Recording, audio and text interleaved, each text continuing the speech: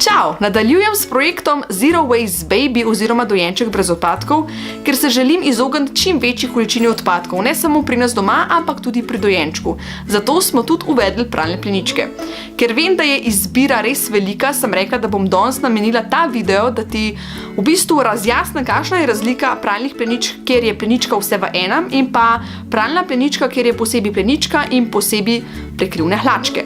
V bistvu gre za to, da pri plenički, kjer je posebej plenička in pa prekrivne hlačke, razpremo tisto pleničko, jo zapremo, se pravi prepolovimo blago in dodamo dodatni vložek, ki na začetku mogoče ni celo toliko nujen, saj pri meni ga nismo uporabljali, pri našemu malemu gasilcu, kasneje smo ga dodali po cirka 2-3 tednih in kasneje lahko dodaš še kakšen vložek, če se ti zdi, da je potrebno, se pravi, da rabiš še več blaga, da bo to popil ves ta urin in tako naprej. Tako da v bistvu to je plenička, ki jo potem zapreš, dodaš pa še prekrivne hlačke, ki so iz plastike, in sicer namen teh prekrivnih hlačk je, da ne gre voda oziroma urin na bodi, na hlačke in tako naprej.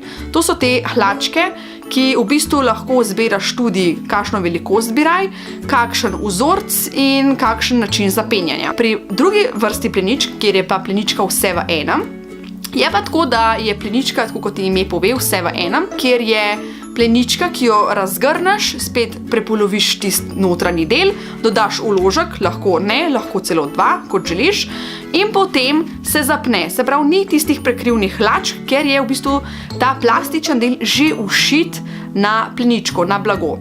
Plenička je lahko bombažna, bambusova, kot želiš, to spet zbereš. Pri zapenjanju imamo pa tudi spet dve možnosti, in sicer lahko zbiramo način zapenjanja za pleničko in pa način zapenjanja za prekrivne hlačke.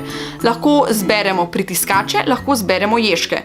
Zdaj, plus pritiskačev, saj zame se mi zdi, da dlje zdržijo, medtem ko so malce bolj zamudni za zapenjanje. Pri ježkih je pa tako, da se mi zdi, da manj časa zdržijo, ker je le to neka taka, ni toliko mehanska zadevca, ampak pač zdrži manj, ker se mogoče kakšne smeti bolj nabirajo. Ampak spet, kot sem rekla, je pa plus, se hitreje zapne in je zelo enostaven.